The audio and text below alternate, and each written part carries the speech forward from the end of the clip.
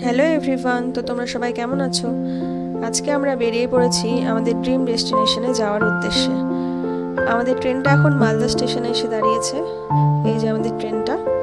আর আমরা একটু নিচে নেমে কিছু খাবার পাওয়া যায় নাকি তাই খুঁজছি।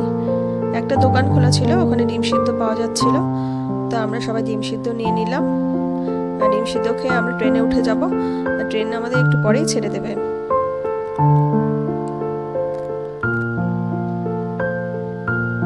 আজকে নেক্সট মর্নিং আমাদের ফ্লাইট আছে, কলকাতা থেকে আছে, তাই আমরা এয়ারপোর্টের উদ্দেশ্যে রওনা দিয়ে দিয়েছি। আর কিছুক্ষণের মধ্যেই আমরা এয়ারপোর্টে পৌঁছে যাব। আমরা এয়ারপোর্টের মধ্যে পৌঁছে গেছি।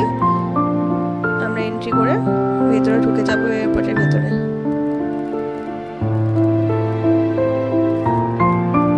তো তোমরা সবাই গেস করো যে আজকে আমরা কোথায় যাচ্ছি। এটা প্রায় সবারই একটা স্বপ্ন থাকে এখানে যাওয়ার।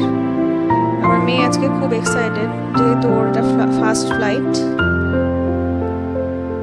আমরা যেহেতু অনেকক্ষণ আগেই পৌঁছে গেছি, তাই একটু এয়ারপোর্টটা ঘুরে দেখছিলাম ভেতরে।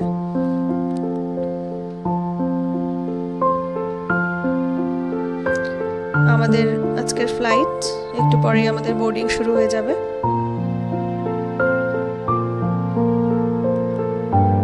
আমাদের বোর্ডিং শুরু হয়ে গিয়েছে।